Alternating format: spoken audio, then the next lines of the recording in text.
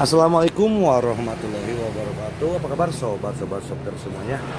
Oke, di awal tahun 2025 Bab 405, pengunjung adalah tamu. Di kantor, wajah Xia Bei penuh dengan senyuman.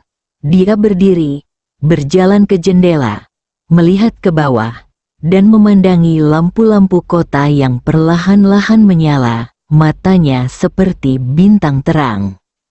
Dia memikirkan apa yang pernah dikatakan Chu Chen kepadanya, bahwa suatu hari, dia akan menjadi yang pertama dari 10 tuan muda di Tianan.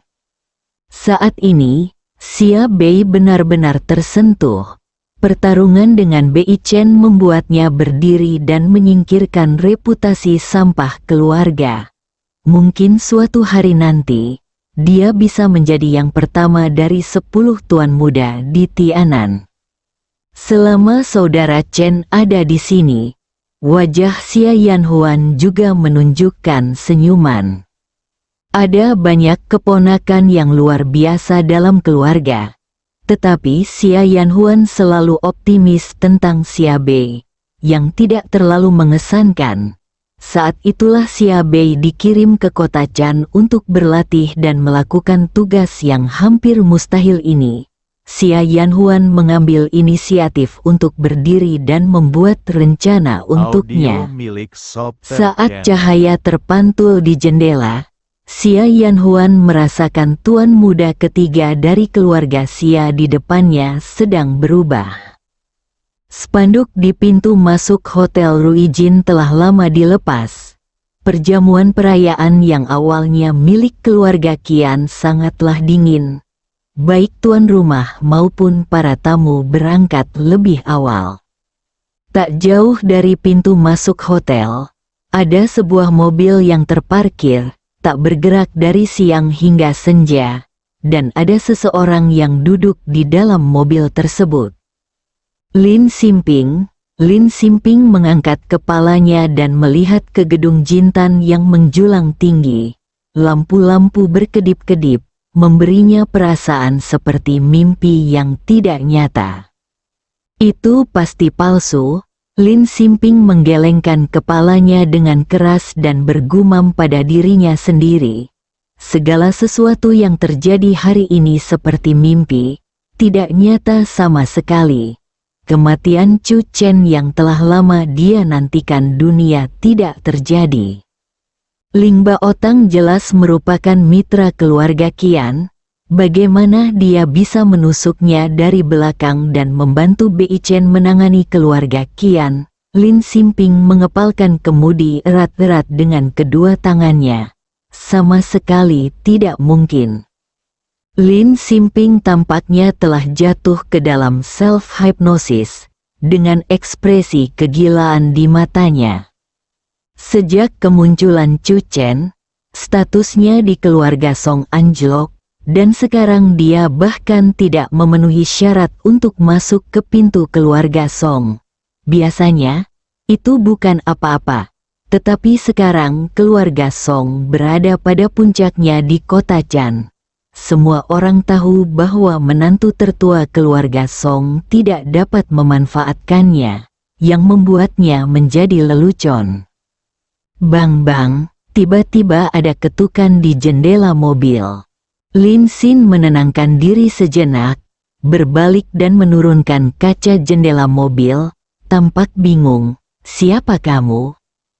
Nama saya Qian Zhuangxian, dan saya ingin tahu dari Anda apa yang terjadi pada Chu Chen dalam 5 tahun sejak dia menikah dengan keluarga Song. Pria paruh baya itu berbicara dengan suara yang dalam. Lin Xinping tertegun untuk waktu yang lama, lalu tiba-tiba mengangkat kepalanya dan menatap pria paruh baya itu. Nama belakangnya adalah Qian. Qian ingin tahu lebih banyak tentang Chu Chen. Apakah ini berarti Qian akan melawan? Nafas Lin Xinping tiba-tiba menjadi cepat, dan dia mengangguk satu demi satu. Tidak masalah. Duduklah, dan kita akan bicara perlahan. Sebenarnya, Sejujurnya, saya juga memiliki banyak pertanyaan di hati saya. Dan aku tidak bisa memahaminya sama sekali. Malam tiba, keluarga lagu, perjamuan perayaan sederhana diadakan di rumah, dan Xia Bei serta Xia Yanhuan juga tiba.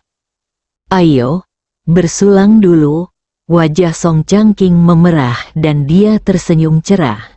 Dia mengangkat gelasnya dan berkata, "Selamat atas kemenangan besar Bei Chen."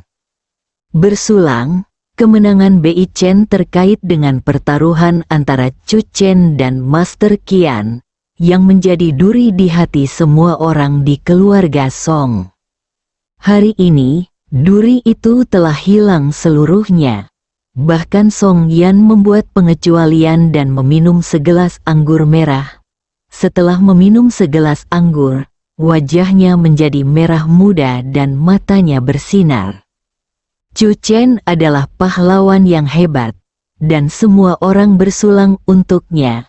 Chu Chen secara alami menerima semua orang yang datang, minum satu cangkir pada satu waktu tanpa mengubah ekspresinya. Setelah minum cukup anggur dan makanan, Xia Yanhuan dan Xia Bei akan kembali ke Yangcheng semalaman. Chu Chen mengirim Song Yan, yang sudah sedikit mabuk, kembali ke kamar. Melihat wajah yang tiada taraf dan memikat ini, dengan sentuhan merah tua di kulit seperti batu giok, Chu Chen tidak bisa menahan perasaan detak jantungnya. Keduanya saling memandang. Mata Song Yan berangsur-angsur tertutup, bulu matanya sedikit bergetar, tidak mampu menyembunyikan kegugupan batinnya. Chu Chen mengambil Song Yan dan dengan lembut menurunkan tirai tempat tidur, sedikit gemetar. Malam bagaikan perak, mengalir deras, memandikan villa dan istana ini. Rumah keluarga Song sangat damai malam ini.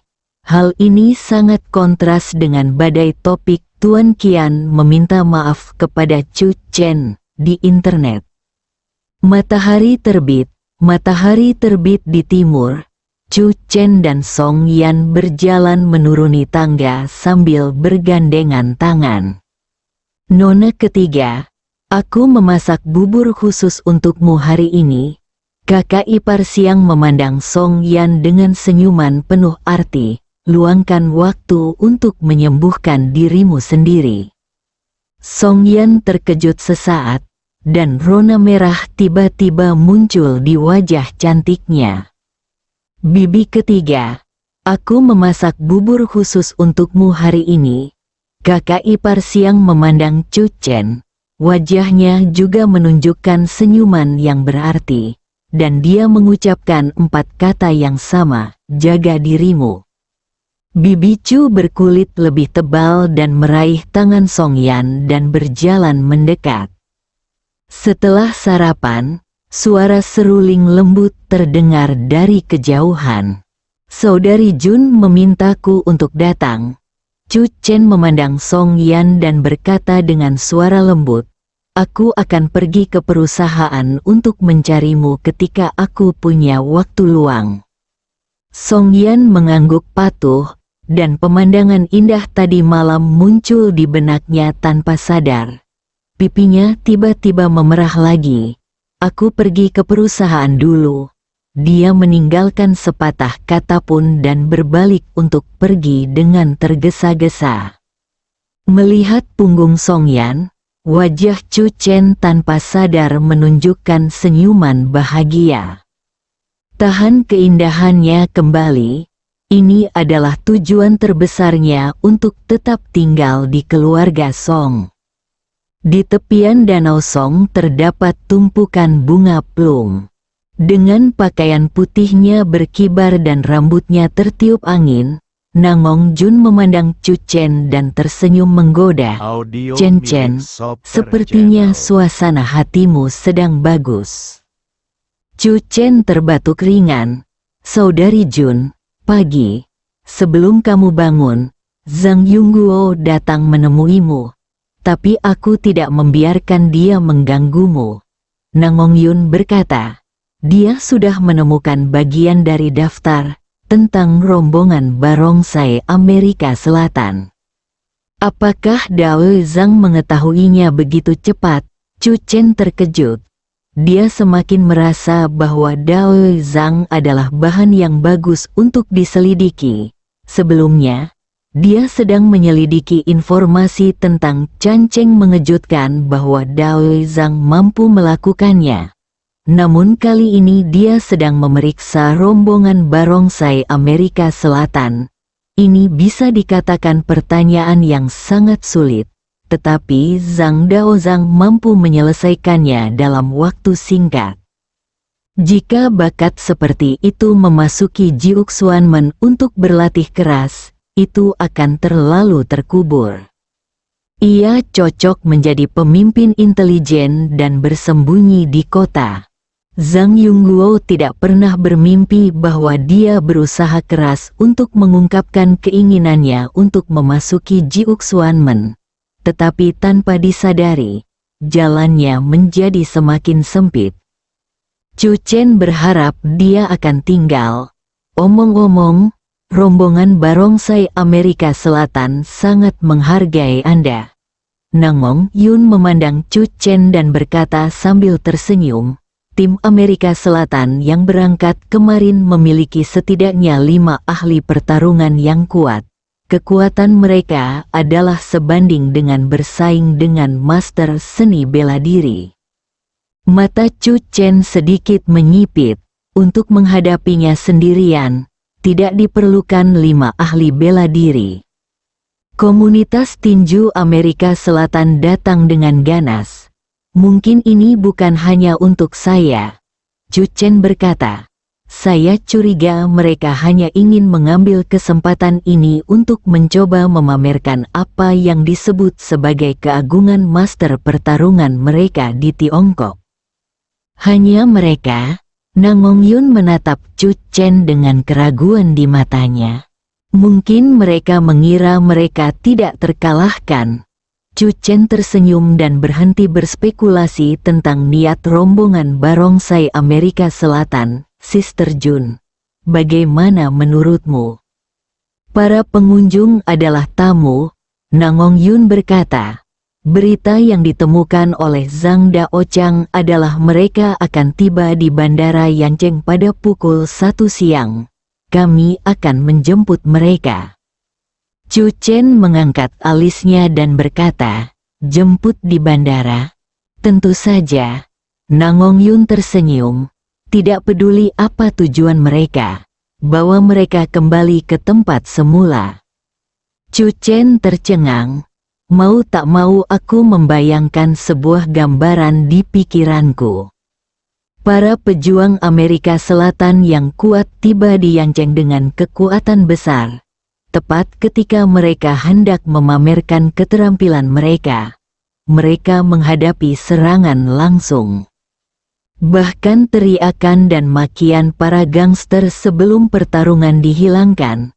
Suara perwakilan Amerika Selatan dicekik di tenggorokan mereka, dan kemudian mereka dicekik sampai mati. Chu Chen tiba-tiba menantikannya. Kakak Jun benar. Mereka yang datang adalah tamu. Bab 406, yang mana yang tidak bisa ditoleransi, Guangzhou, Hotel Hongye. Properti keluarga Ning merupakan tempat akomodasi tim peserta turnamen Lion King. Perwakilan resmi turnamen Lion King juga menginap di Red Leaf Hotel, termasuk Gong Changhong, Presiden Asosiasi Lion Dance Tiongkok. Saat ini, Gong Changhong terlihat tidak baik, duduk di sofa dengan wajah tertunduk. Xiao Yu, silakan pergi dan bernegosiasi lagi. Gong Changhong berkata dengan suara yang dalam. Kelompok tarian singa Amerika Selatan akan mengadakan pertemuan media saat ini. Apa maksudnya? Pemuda itu mengangguk, berbalik dan berjalan keluar. Tidak lama kemudian, dia kembali dengan ekspresi gelisah. Zhao Fangquan mengatakan bahwa kemarin delegasi Amerika Selatan mereka telah secara resmi mengajukan permohonan mereka kepada panitia penyelenggara, tetapi ditolak oleh panitia penyelenggara. Panitia, jadi, apa yang mereka lakukan sekarang tidak ada hubungannya dengan panitia penyelenggara, dan panitia penyelenggara tidak berhak ikut campur. Gong Changhong berdiri dengan marah.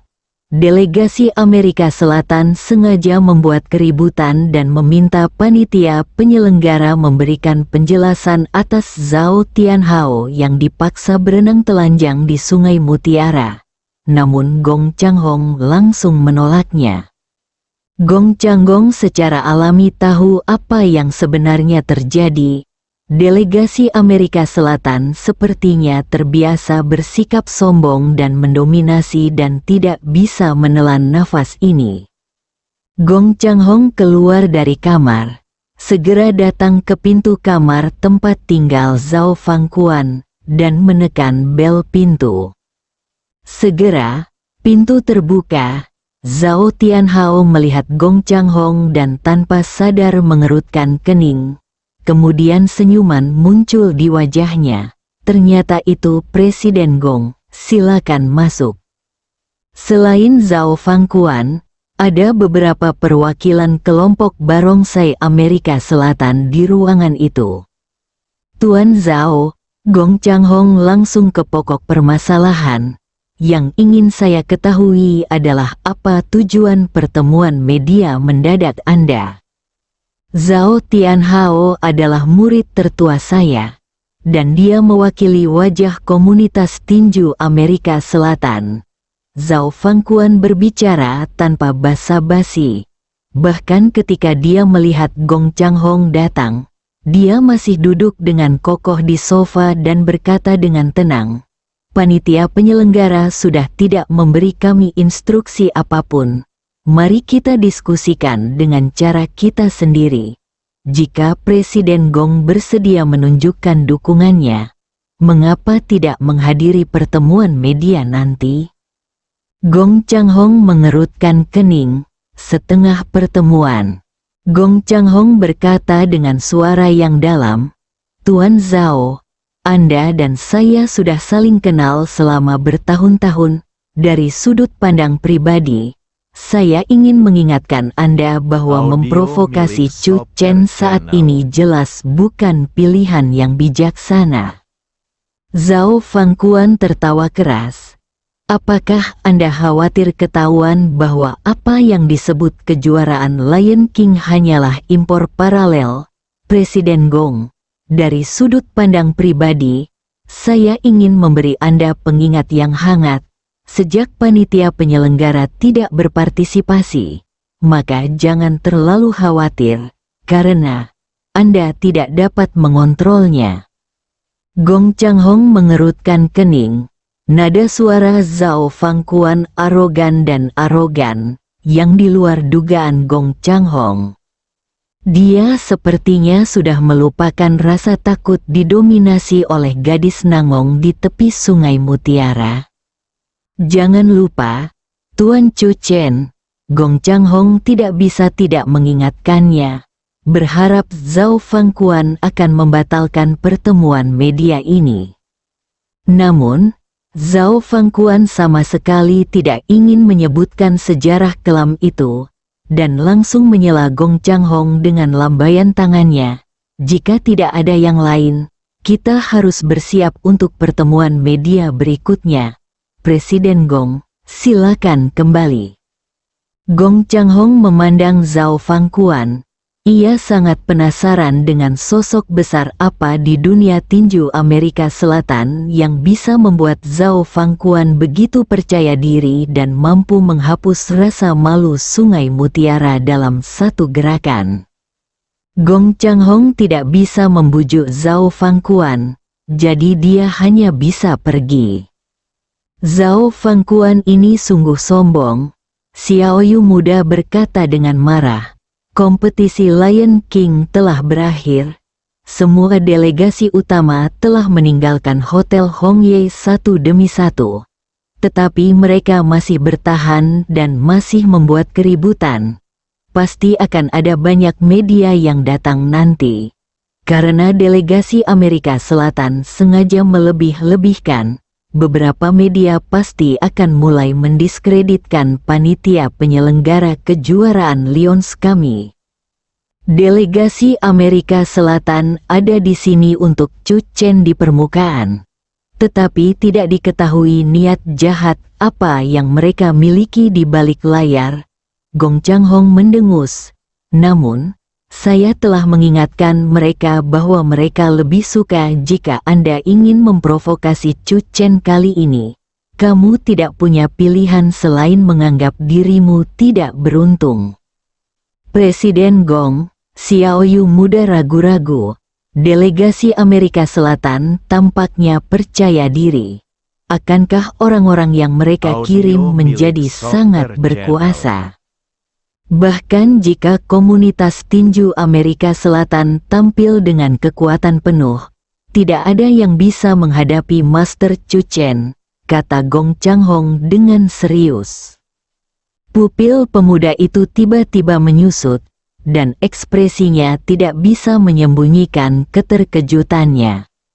Setelah beberapa saat, pemuda Xiaoyu tidak dapat menahan diri untuk tidak berkata, "Kalau begitu, jika delegasi Amerika Selatan akan mengadakan pertemuan media nanti, jika mereka benar-benar pergi ke Chu Chen, bukankah mereka akan menembak diri mereka sendiri?" Bukankah aku baru saja mengingatkan mereka? Gong Changhong mendengus. Karena mereka tidak menghargainya dan bersikeras mencari masalah, maka aku tidak punya apa-apa untuk dikatakan.